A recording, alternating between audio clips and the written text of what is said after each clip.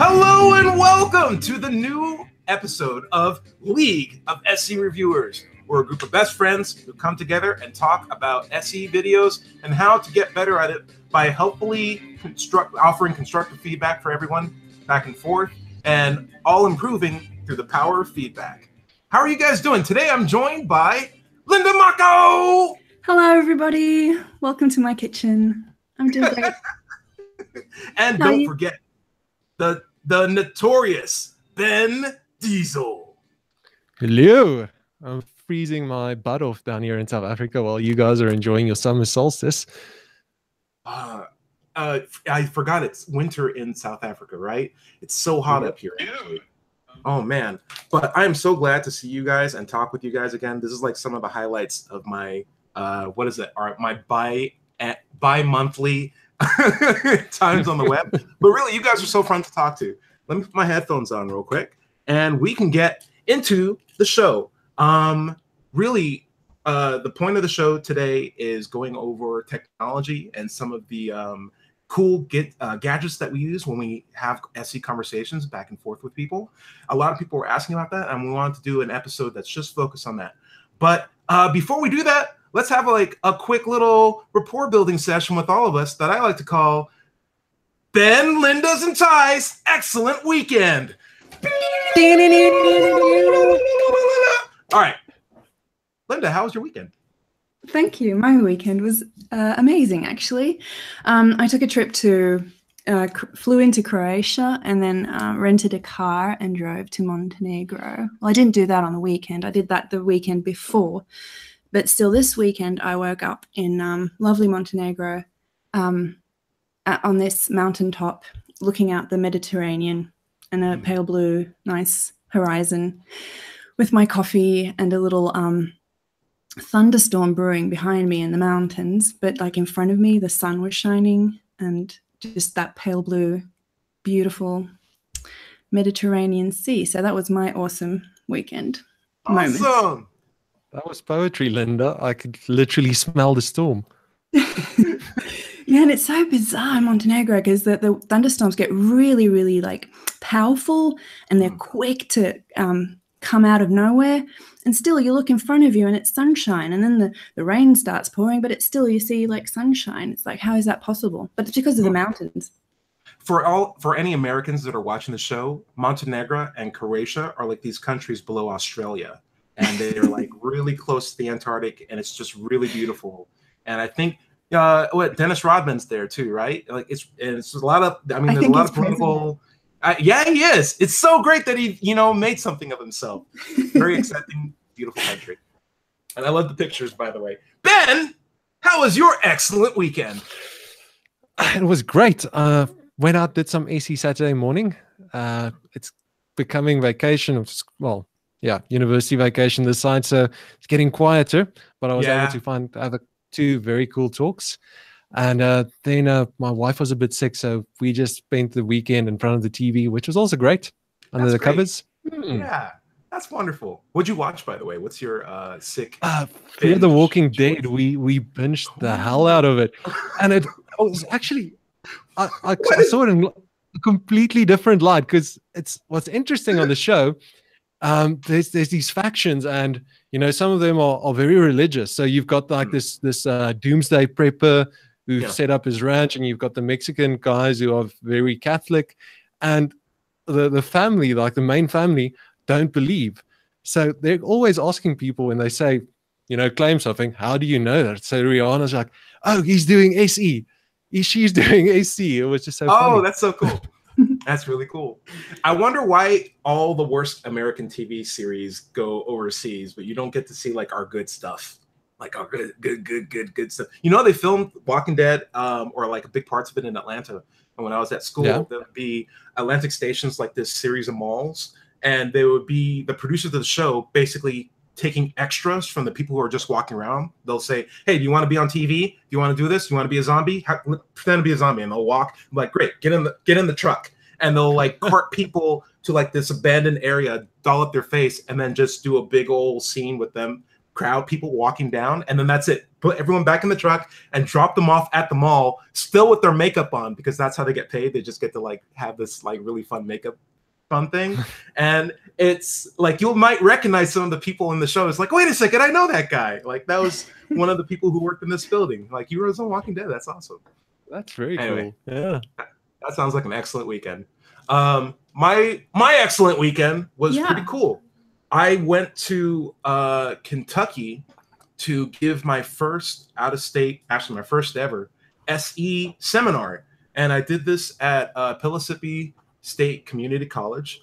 And I got to speak with about 40-ish people about SE, why it's important to me, how I got to it, and some tips on how I approached it. And I thought the Q&A session was really, really went well. And everyone was really happy. And I brought my cat even with me, and he was quiet the entire time. And it was just a really, really fun time. Wow. I just we can watch that, right? I literally just posted the video about a few hours ago. So it's a long video, but you feel free to skip through as many parts as you want. I think what's the best part is like that first 20 minutes where I just do my whole mindset of what I think SE is, and then I go into some video examples, which are also on my channel as well. But yeah, that was really fun and also nerve-wracking, but also really, really fun. And that's our excellent adventure. How about we get... How about we go into my favorite section of the show, which is where we read your feedback and comments from our previous show. And that section's called, Where is the Love? Where is the love? So again, if you want your comments read, all you have to do is just post some. We got our video and the comment description right there, or the comment box right there. So the one I want to read is by a guy named Ibi Subas, and he says, Epistemic Podcast brought me here. Thanks for uploading. It was a very interesting conversation. And I appreciate that. Thank you so much. Also, there's a guy who said, geez, Peter Buka Thunga. You know what, Ben? You're really good with names. You should be handling this. But it says, it's easy for me to comment on this subject from ignorance, so I won't, but I'll give Ty credence to his excellent sound methodology in this force for good and tip my hat for you taking on the skill that many of us, including myself, are completely lacking. I don't think anyone's lacking in that skill, and I do appreciate the sentiment. I think anyone can do SE as long as they're willing to practice, but thank you very much for that feedback. And then let's see, Street Socratics. I know this guy. Gannon. He said, I really related to Ty's explanation of his style. Real conversation with SE slipped in. I can tell that I've been following the SE mode style. I've been trying to keep it pure with regard to my interview processes, but I'm going to experiment with this conversational style on my next session to compare the results. And I think that's great. I think everyone should definitely experiment with SE, regardless of whatever's good. I think the more that we experiment with it, the better we can make it, really. Absolutely. Thank you guys so much for all of that love. We really appreciate it. And that ain't no lie. Bye, bye, bye. Bye, bye, bye. All right. We're getting into the meat of the show. We're getting to the meat of the show. The awkwardness, stop. The meat of the show will be talking about the technical aspects of our work. But before we do that, I want to get into today's bit or today's challenge. We always have a challenge every episode. The challenge that Bane loses at. No, because we have some new rules to keep you in the race, my friend. So the basis of this rule is we will sneak in a word or based on a subject that we all agree on at the beginning of the show. And the more times that we can sneak in words that are based on that subject without anyone else catching it, we get a point. And the person who gets the most points at the end of the show wins. You can get points in two different ways. You can either sneak it in, or you can call out someone else's sneak, and you get a point, and you get their point. You basically steal their point. There's two things that I got to mention. The first thing is that the subject today is birds. Any kind of birds. So get your list up. Listen, any bird, fictional, cartoon, actual, any language is open. Any language is open, but It's got to be a bird, and a bird is something with feathers that breathes or has a heartbeat. If it has heartbeats and feathers, it's a bird. That's as far as I'm gonna go. So don't like point to like a plush cushion and be like, no, that's a bird. It's a shape like a bird. It's like, no. It's got to be at least alive. It's got to be at least alive. So get creative with it. Feel free to sneak it in, and you got to say it in order to get the point. Also, we got an extra little feature to help out anyone who might be in third place. Not pointing fingers here. It could be anybody. Could literally be anybody right here. But it's called a stinker card. So the stinker card is a card that whoever gets third place in the last show writes down a bird of their choice on it, the card.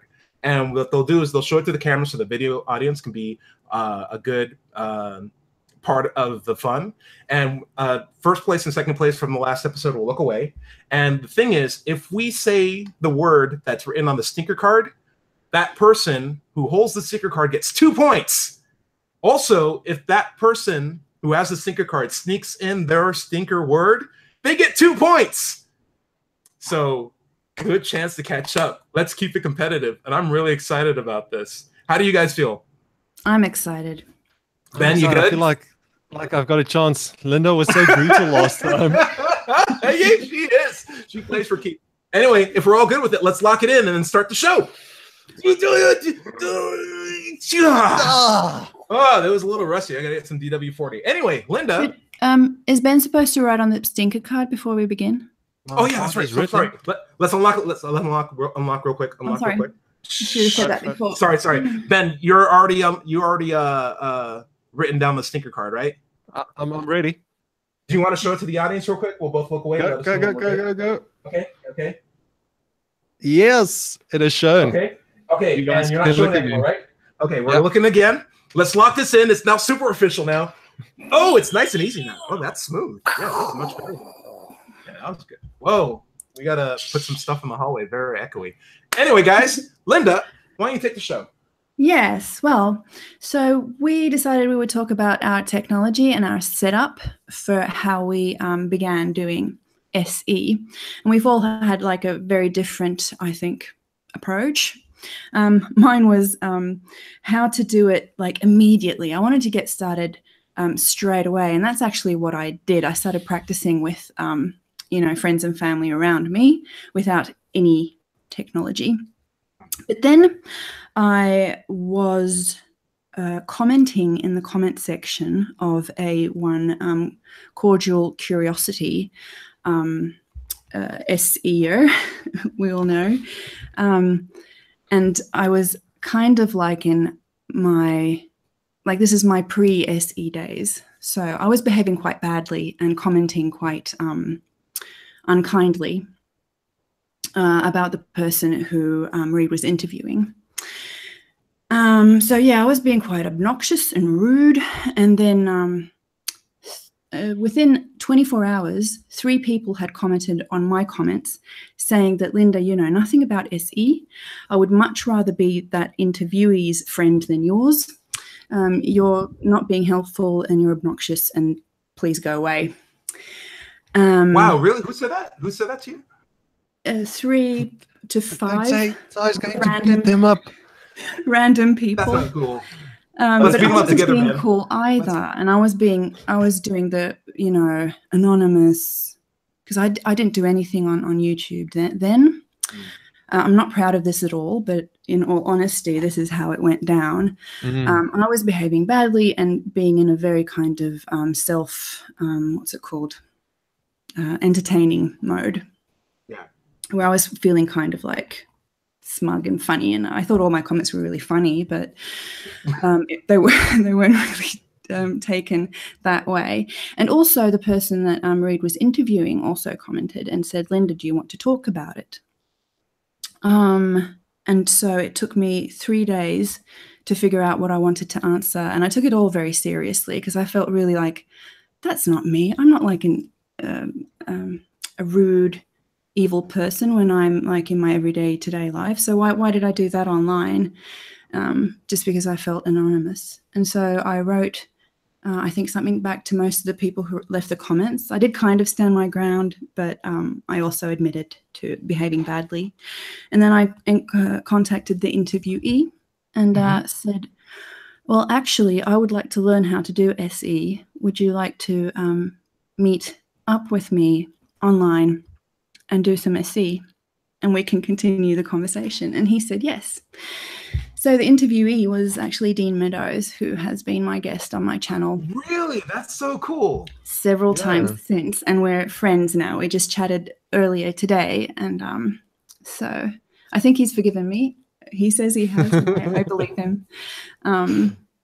So yeah, so that's how I got started. And then immediately after we had set up the interview, I was like, okay, so now I need to become comfortable on camera.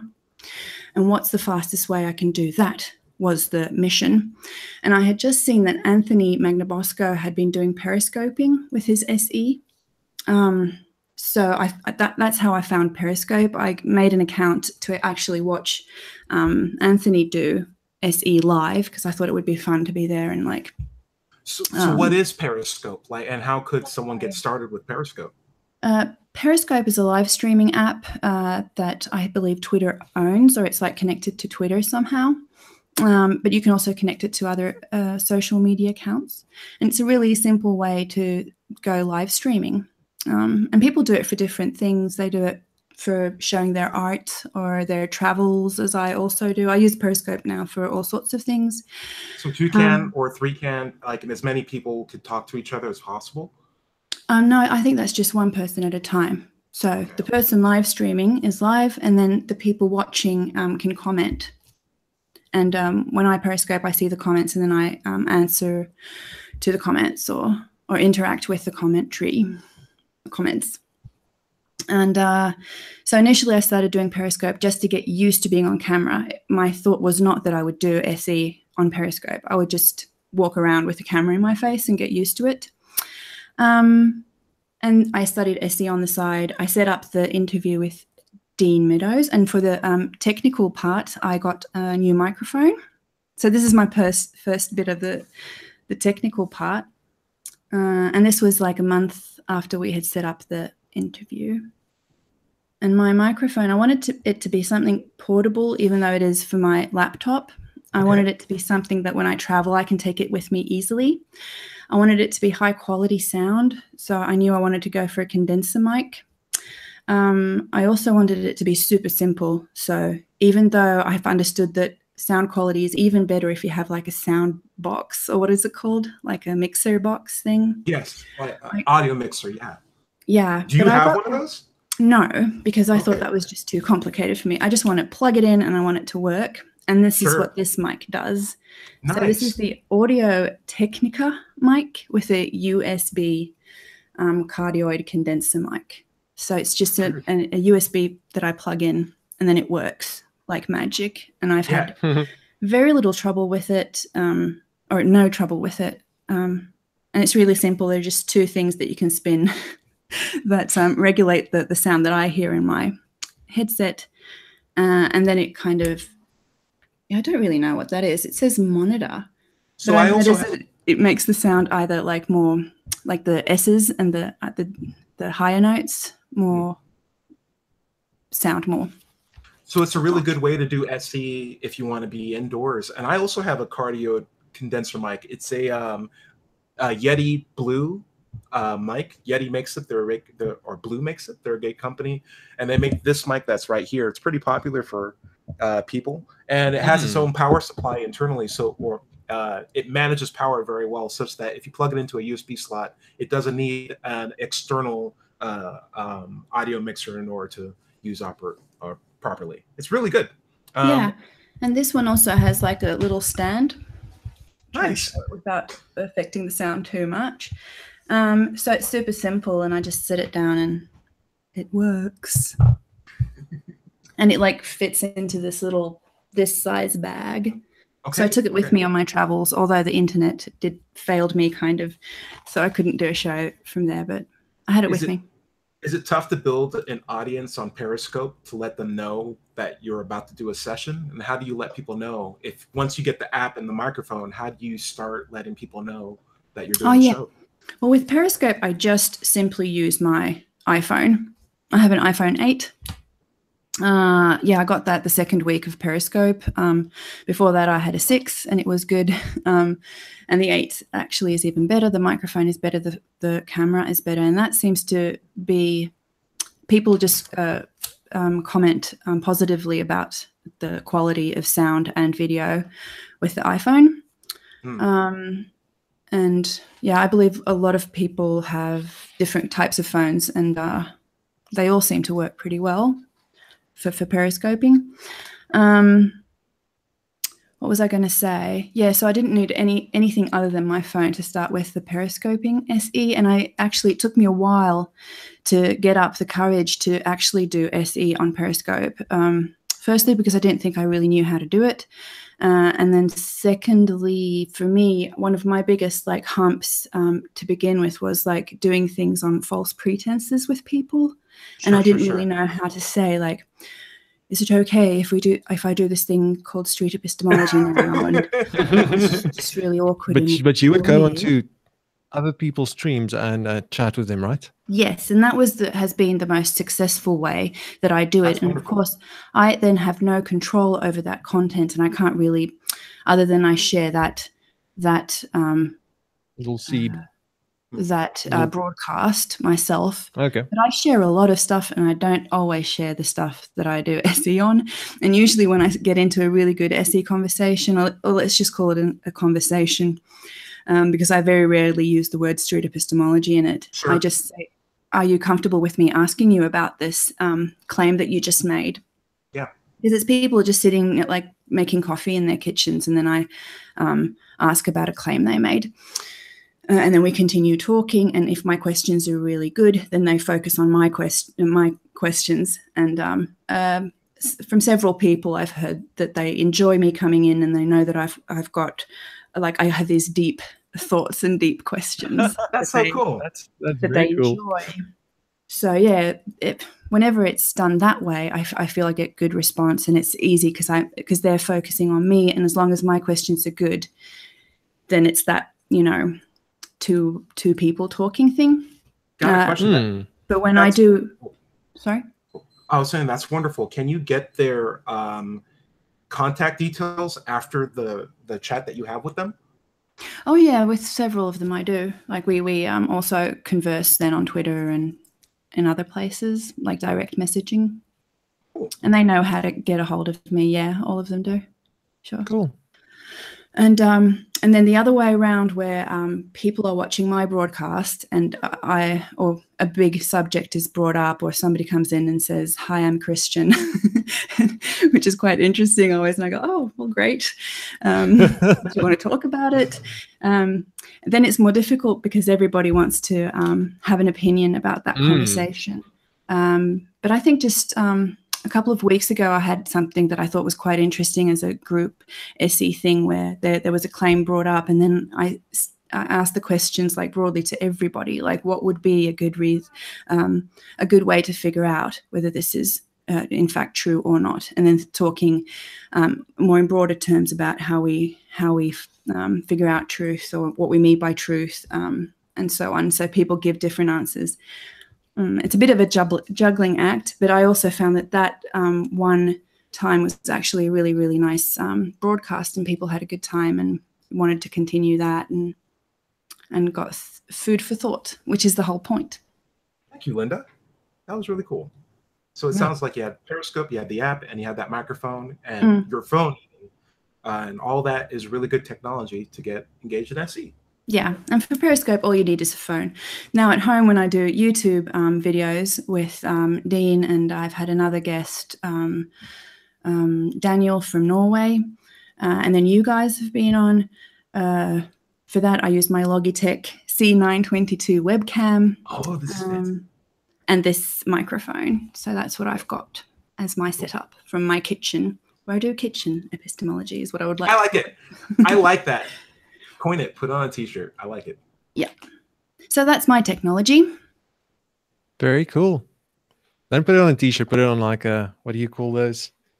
On apron. Yeah. Yeah, that would be so cool. But I like my high-risk prisoner apron too. Cool.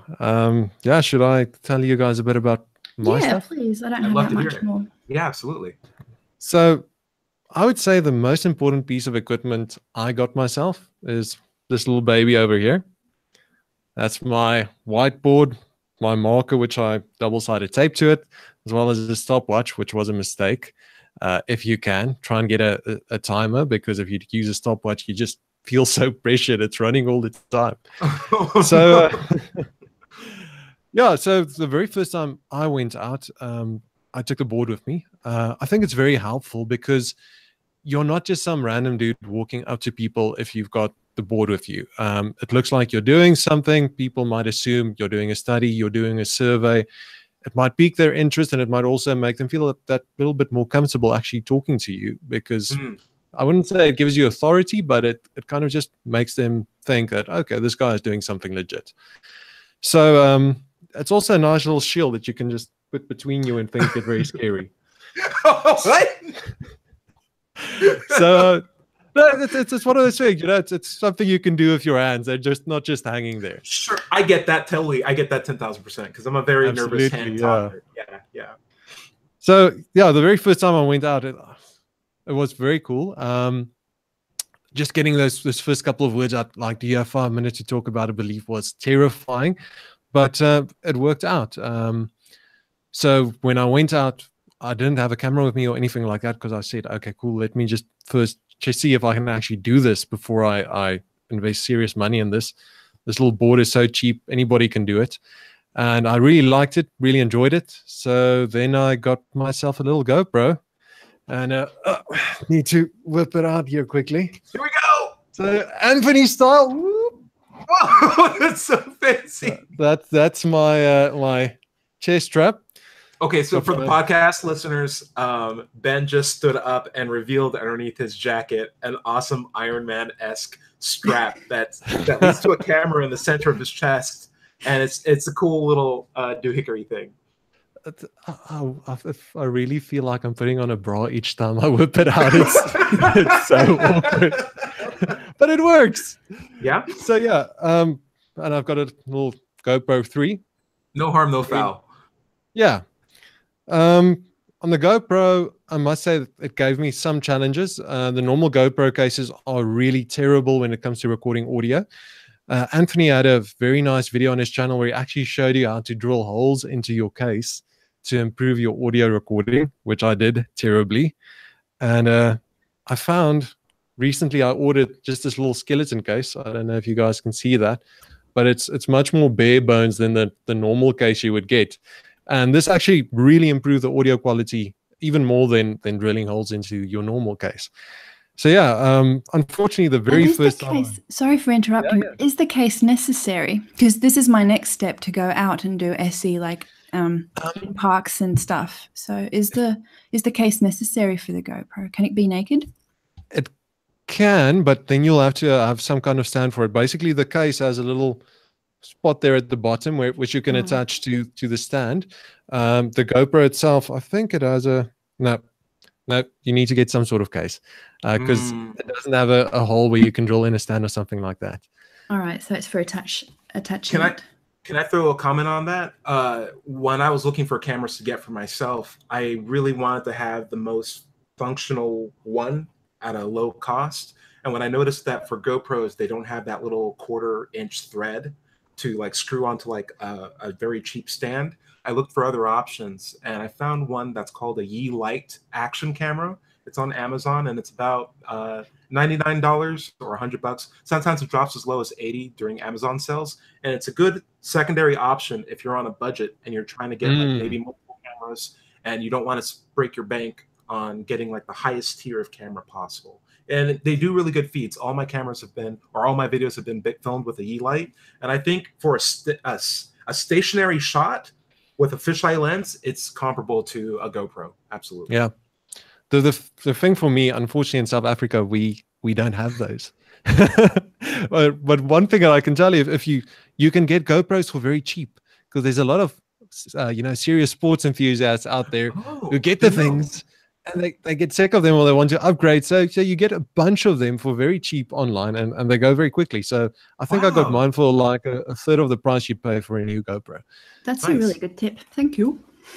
Very good tip. So, that's wonderful. These are the tips we needed. That's great. The very first time I went out, it was just terrible. There was a construction going on. There was this huge crane overhead just making so much noise. So, yeah, my first videos was a challenge. I started playing around with Audacity, which for anybody who's recording audio, try Audacity. It's number one, it's free. And number two, there is so many tutorials online that you can follow. So it's pretty easy to pick up. And I did it terribly. Ty gave me some very good advice on how to use Audacity. But yeah, you know, put in some effort to try and reduce the noise on your video, get it in a condition where the audio is nice and clear for both you and your subject. And Audacity really makes it so much easier to do that. So yeah. And I would also say like a basic rule whenever doing anything with video and sound is that the audio is more important to your audience. Like people forgive bad video a lot easier than they do forgive bad sound. If you don't have good sound, if they don't hear what you're saying, they're not going to stick around for 4K. No, I literally, the first videos I had, it's like, it sounds as if everybody is in this tin can and it was just terrible. So I'm actually thinking about re-uploading those. I got a quick question. You had told me something that I thought was really funny. You go outside with the same clothes on every day. Is that also part of like what we can consider your kit? And what do the clothes look like? Nothing what's special. The strategy behind that? So what I thought was, you want to be recognizable. So I go to pretty much the same spot every week. I've got a local university campus I go to, and I kind of walk around a bit because sometimes foot traffic might be a bit low here and there might be more people over there. But I try and wear pretty much the same outfit every time I go out. And it's nothing special. In summertime, I've got my flops, which you were very proud of, Ty. My shorts and a nice blue t-shirt, which I try to stick to. And in wintertime, I've got a jacket and a hoodie and jeans. So I try and stick to the same outfit just in case somebody does see me more than once, that they kind of get familiar and say, okay, cool. The next time I approach them, I'm not just some random stranger. There's this guy who they've seen speak to other people before. So maybe that makes it easier for them to talk to me if I do engage them. So yeah, I love how Anthony always wears these freaking neon shirts. I don't know if you guys have seen that. I have not noticed that. I have not seen. He's got this one which would literally disappear on a green screen. It's amazing. So that might be a very good. Very fashionable. Very fashionable people. That's what you say. But that might actually be, that might be a good tactic. You know, stand out if you're going to do this. Maybe I will. Yeah. I will say that when I go out, I try to aim towards brighter colors than I do like darker neutral tones. And I found like the best results I've had were like when I'm wearing like my bright orange hoodie, or if I have like a nice bright white shirt on. I already have like a table set up, but like the more people can see me from a distance as they walk up to me, the more they're like thinking about like, who's this guy in like these, you know, like these bright clothes. I'm not sneaking up on them, and it's not like something they feel like they have to walk away or walk around. So I totally get that. That's the mindset that I have going into it, though. Don't you think like bright colors can also like be a bit cuckoo? Well, maybe. You know, the thing is, when you walk up to somebody and it's just this complete stranger, you want to have something that breaks the ice. So even if it is a bit cuckoo, why not? You know, it gets people out of their comfort zone, and maybe they're more willing to talk to you. It really is like that. Linda with the hammer. That was my first bird. No, I couldn't. Go for it. That's why I said cuckoo. I don't think there's anything cuckoo with bright colors. Let me just say that. It was for the bird. I got a point. Oh, yes. Well done. Write it in the comment section. We can keep track of it. Sorry. Anyway, you're good. All of us said that one's kind of hard to swallow because all of us said cuckoo after that. So maybe a half point each. Yeah, it's really hard with but I Ben said because it he has the sticker card, and first. I don't know if I should call him out right now because I don't know where the traps are. So I feel like I'm just gonna let him take that one. But I thought the rules stated that after a word that you get a point for, because nobody calls you out. You said it, then nobody who says it after that gets a point. So Linda, I kind of just used that to play the stinker card. That was the swallow. he played the stinker card. Okay. Anyway, let's get back to the chat. We can count up the points later on. So Ben, yeah, I agree. I think you have some really, really great points. Would you mind just doing a quick summary of like all the names of the technical pieces of equipment that you have one more time for our listeners? Cool. So yeah, most important thing for anybody who wants to start, get yourself a whiteboard, get yourself a pen, go out and just give it a try. If you want to start recording, look into a GoPro. What was the camera you called? You said Katsai, a Yeelight. Yeah, I have a Yeelight action camera. Yeah, it looks like this guy right here. It's really good and has a 1/4-inch hole at the bottom. Oh. If you can get those are also very nice. Just as good as a GoPro, probably. Maybe if you're moving around a lot, a GoPro might be better. But if you're using a stationary setup, definitely go for a Yeelight. And clothes that are recognizable. Get yourself some kind of strap for mounting your camera. I use a chest strap. To look a bit less goofy, you might get like something like a shoulder strap or a tripod if you've got somewhere where you can set it up to be stationary. Yeah. So yeah, pretty much just pick up whatever you can and give it a go. Cool. Thank you. Awesome. You think I can show some of my tech? Yes, please. Yeah. All right, cool. I'm gonna try my best not to look too gullible here, but like I got a similar whiteboard situation going on. It's a small whiteboard. I think it's important to have like a really small one, or at least one that's not like as big as the table that you're writing on, because the goal for me, the whiteboard is just an indication to the person that I'm talking to that what they say is important and that I want to take notes of what they're saying. I don't want to have to like write a story every single time. I'm just taking like quick notes, and it's more of an indication that, yeah, I see what you're saying, but I'd like to take notes of it. And I also think it's a good way to not forget the person's name when you're talking to them. I feel like people are a lot more receptive when you say their name, at least from the beginning and the end of the conversation, writing it down ahead of time, and it's a good way to remember it. As Ben said, I got this Action Light camera, very, very affordable camera that you can get on the internet, Amazon.com. If you're in the Americas, they're about, like I said, $100 each, but they go down to as low as 80. And I'm sure if you went to like the places where, you know, people like sell theirs for cheap, like even like Craigslist or whatever else, maybe you get them even cheaper there.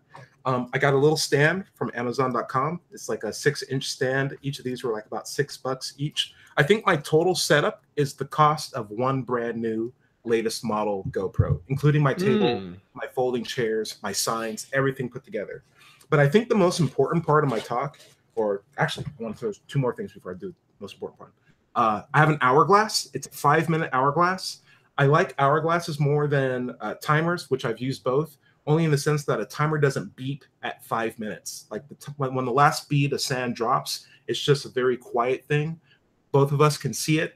And if they want to continue the conversation, they would. But it doesn't interrupt like a current talk that they're having. And it's just nice to see it. And it adds like a little bit of classiness to it. I think everyone knows what an hourglass is when they see it. But what a timer is and like what the numbers represent might be a little bit more, I don't know. What I love about the hourglass is how you just bang it down. It's like quarters in session. This has begun. Okay. Ben, this is a strategy that you gave me, and I really appreciate it. I think it's incredible. These business cards that you have, if you have a chance, Vistaprint.com, if you're in the Americas, Vistaprint.com is a really, really great website that will give you quality stationery, signs, etc., business cards including, for really, really cheap prices. And you can custom design whatever you want. And it's nice to have a way to give someone a contact with what you're doing. Like I said, like the white card, it adds some legitimacy to what you're doing. It also gives them an idea of the stuff that you're doing so that they can follow up on it later on their own time. And I've had people contact me back. I've had 4 people contact me back on the cards that I give out. And it was just like, hey, I saw your videos. They were really cool. Or, hey, remember that interview that I did with you? Did you ever post that yet? Like things like that is just really nice way to start dialogue with people. And on the back of the card, I just have a QR code that leads to my YouTube webpage, and then a little brief description of what I'm doing and a thank you, and along with my email and Twitter handle. What does it say? What does it say? Hi, I'm Tyrone. I'm Dr. Tyrone Wells, and I'm working on a way to talk to anyone about anything. Oh, I love that. Yeah. By the way, the same company works in Europe, Vistaprint. Really? Okay. The cheapest prices I found for like the something way to make business cards. When I made my cards, I went freaking full corporate. You know, I was designing the logo and getting the font just right and adding all my details. And I'm just like, Ben, you idiot. This isn't what you're trying to do. The real thing you're trying to do is tell somebody, you know, thanks for your time. If you want to get into contact, I'll be so happy to talk to you again. So afterwards, I set up a nice message on the back. So I think that's very cool, Ty, that little message describes what you're doing and says, you know, thanks. And I didn't get it this good until I got feedback from you, Ben. So again, power of feedback, critique and conquer. So cool. Let's get to the most important part that I believe is in my rig, and that is this guy right here. It is an external mic. Like I said, I have a condenser mic, which is good if I had a electronic device nearby me, like a phone or a laptop that I can plug it into and get power from via USB. But what this is a battery-operated stereo mic that has its own power supply, the batteries, and it records up to 14 hours on a 16 gigabyte card with the settings that I put in. It can record even longer if I reduce the quality of the audio, but it records very, very high quality audio in 2 different directions, so that even when I pull it out the card and I mix it into like my videos, I have my left audio feed and my right audio feed are slightly different, and it just adds a little bit more to the quality. It's really easy to start up and set up. You just push one button and it's ready to go. There's not a really long loading up sequence, and it's just so easy to set your levels, like hit record, adjust the gain on your levels. And there's features, or there's additional add-ons like wind muffs that you can add to the mic. And once I put this on, I have 3 audio feeds. I have one for each of my cameras, and then I have one for my dedicated mic. And this guy has always ripped apart the 2 action cameras that I have in terms of quality, because there'll be wind, there'll be vibrations on the table, and this guy is just really good at knocking that all out. I have a separate stand for this guy. I don't think I have him around me right now. Yeah, I do. There we go. I have a stand a separate kind of stand that's a little bit more higher quality than the mic, because the mic's just interested in getting video. This guy I'm trying to keep as still as possible. So there's little rubber pads at the bottom of the mic stand, or the stand for the mic. And I also put it on top of a mouse pad just to reduce vibrations getting into the audio even more. So I think on YouTube, I heard from a guy that it's not the video quality that's important, it's the audio quality, because people are willing to watch a grainy video as long as the audio quality is good. They have a higher standard for audio. But if you have a very good video camera, or like a very good video feed and terrible audio, most people won't put up with that. So I think it's worthwhile, if you're going to put focus into quality of something, it's the audio that you should. And it's good because it can also double for like podcasts or whatever else that you want people to listen to. And like, that's the basis of my rig right now. Yes. I have a question about having separate sound. Is it a big hassle to then edit it to the video? And what advice do you have for that? So surprisingly, it's not. I always have my audio recorder going once I sit down, and it takes a low amount of energy for it to run. And then as people come to the table, I can give the whole spiel of, this is what I'm planning on doing. Are you interested in like having a chat like that? Would you be all right if I recorded it? They said, yes, that's all recorded. So I have like a record of that. And then I turn on both of my cameras, or at least I get them out of standby mode, and I hit record. And that way they both wake up and ready to go. And each camera makes a very distinctive beep, like a beep, beep. Oh. And that changes the waveform of the audio that this guy picks up, so that I know that if I time the beginning of the video with the beep that I see in the waveform of this, they'll line up 100%. And it's just 1-to-1 from there on out. So it's really not too big of a hassle. It's actually really easy to line everything. Oh, that's together. cool. Oh, nice. A lot of people, if you don't have the beep, you can just do a clap, and that gives you a point that you can sing to. That's good. Yeah, very good advice right there. It's actually what those things in the movies were for. Yeah. Oh, cool! I didn't even know that. Oh, that makes sense. I just thought they looked cool. All right. So are they? Check. That's how they did. Okay, I guess so. Yeah, that's cool. Action. All right. Action. Yeah. Okay, that's nice. Yeah. So I think everybody learned things here. I would say one last thing. All of the equipment that we mentioned before is not needed to do SE. It's just, if you're willing to record your sessions, you're going to need some sort of a recording studio. And these are cheap or affordable options to have good means to record activities. But for the action of SE itself, you really just need to be willing to be open to having a conversation with someone and take that moment to listen to them. And really, SE is not even about like asking the best questions at the best time. It's really about listening to the person that you're talking to. I think that's the most important part. And then being willing to explore with them the idea that they have and see if you can get to a really cool fundamental understanding of what they hold to be true. I'm curious to know, why are we recording? How would you answer that question? Why do you record and upload your SE? Oh, for me, I was very concerned whether this would work in a South African context. Like SE to me dovetails very nicely into how we discuss things. There's a bunch of issues in South Africa which people are very passionate about. I think we're very much the same as America in terms of everybody isn't necessarily on the same page like they might be in other countries. So I wanted to see if it's possible to use this technique here where people aren't necessarily as open as I think Americans are. It might be a complete misperception from my side that Americans are open to have these discussions. And when I did see it, I could use it and it worked. I wanted to give examples to other South Africans because I thought, well, if I think that this might not work here, there's a lot of other people who might think so as well. So let me make some local content and promote street epistemology in South Africa. And it's what I'm doing. My views are slowly climbing in South Africa, which is exactly what I'm aiming for. So, oh, nice. Yeah, cool. I told Ty about this, Linda. I even I joined atheist groups to promote my videos. I even infiltrated the Nigerian atheist group, which I'm very proud of. Very so cool. I'm a member of a number of Black atheists or Black non-believer groups too, and I think it's just a good way to show not just them but really everybody that any two people, regardless of whatever they believe, can sit in front of the table and have a conversation with each other. And that's why I record it.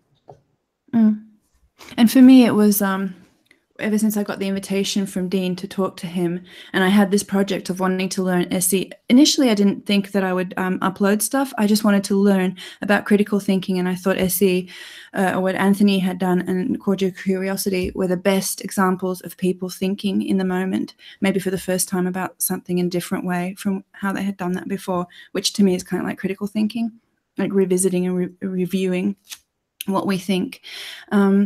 And so I just wanted to learn how to do that. But then when I got the invitation from Dean, I thought that, well, this is a great opportunity to kind of like show everybody my failures and my kind of like trials and tribulations in learning SE. And of course, then I met you guys, and this is just too much fun to stop. And so it's something that's very cool for you in Europe, Linda.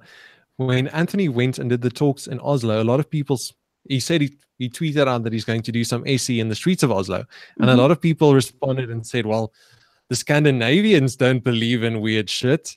What's the point? And I think you can attest, even though Europe might not be as religious as some other places in the world, people still believe in strange things. Yeah, they still believe in strange things, and also that people, once we've decided on something, it's not in, I think, anybody's habit to get up, or well, maybe some people's, but it's not a common thing that we get up every day and revisit every idea we have. And so that can go on for a few years, and then we haven't revisited what we thought, and we haven't really thought about why we believe it. Because I feel that I'm one of these like really super curious people that am always like interested in revisiting my ideas and thoughts and wanting to learn new stuff. But I learned since learning SE that there are a lot of ideas that I have that I haven't revisited until talking about them with you guys and other people that I've come in contact that are interested in interviewing me about what it is I believe, which I think is great. I think we all learned a lot. And just, I feel sorry because I didn't give the specific details about the mic that I use. It's a Tascam DR05, and then Yi lights and then stands from Amazon. Any are fine as long as they have like little rubber nubs at the bottom. But how do you guys feel? Should we wrap up? Yeah. Yeah. Okay. Let's just do one last quick summary of the technical equipment that we use. Like I said, I have a Tascam DR05 external mic. I think it's absolutely a great mic. The Tascam series, look into them. And a Yi light action camera, which are great for stationary builds. Ben? GoPro Euro 3 Plus. Don't worry about getting older models. For what we want to do, anything up to a GoPro Euro 2 might be fine. And yeah, definitely check out if you can pick them up secondhand. It will be much cheaper and it'll work just as well. And I think of my stuff, maybe the thing that was most interesting is the cardioid condenser mic from Audio Technica with a USB thingamybobby. Yeah, if I was indoors, I would definitely use the mic that you have as opposed to this. Okay, guys, great show. Let's unlock the vault. All right, so it looks like everybody got on the board, right? Right?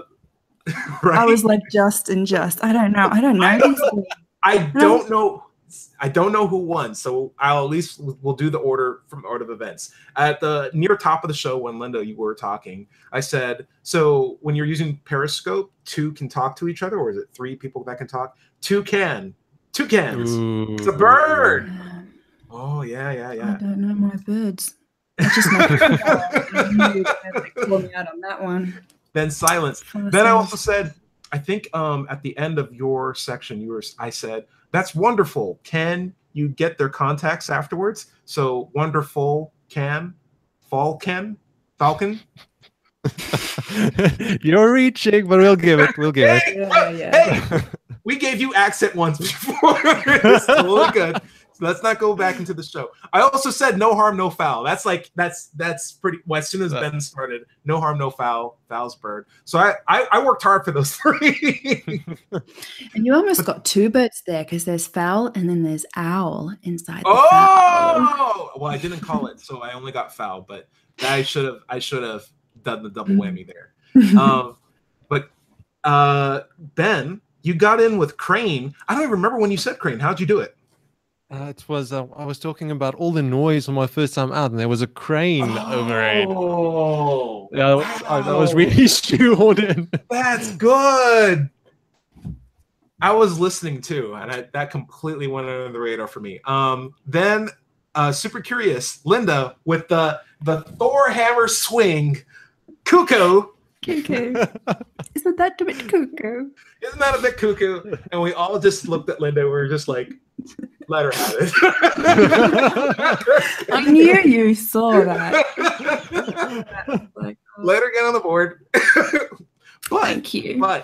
But I'm lost. Ben, look, can we see your stinker card? It's got it right here. Okay. You also got swallow, which was that's tough to swallow. That was a phrase that I was actually thinking of saying, but I thought, no, it's too obvious. I typed in types of bird into Google, and that was like the first thing that popped up, and I'm like, that's probably Ben's stinker, and I don't want to be called on the stinker. But you threw it out there, and so I didn't want to get hit. But you got your swallow out, so that's 3 points for you so far. You got those 2 points, so I think we're both at 3-3. Linda with 1. I threw in gullible at the start of my talk, though. I said I didn't want to be gullible. No one said. But then you come back in with dovetail. When did you say dovetail? I said it dovetails so nicely into SE. I did the hand movement to distract. That's good. That's good. That's good. That's so bizarre because I didn't even understand what you were saying, but because you were so convincing, I was like, yeah. Just saying South African things. I'll just zone out a bit. Ben, Ty, we've officially tied. We've seeked revenge on Linda Mokko. But Linda, you got on the board. So, okay, here, Ben, since we're both the winners of the show, this is what we need to do. We need to come up with a team name. Linda, you already have a team name from the last episode, which is Nordic Neckos. Necko meaning the name for cats. She liked cats. So, Ben, what is your favorite animal, or what's an animal that you like a lot? I like dogs. I like cat soup, but I like dogs.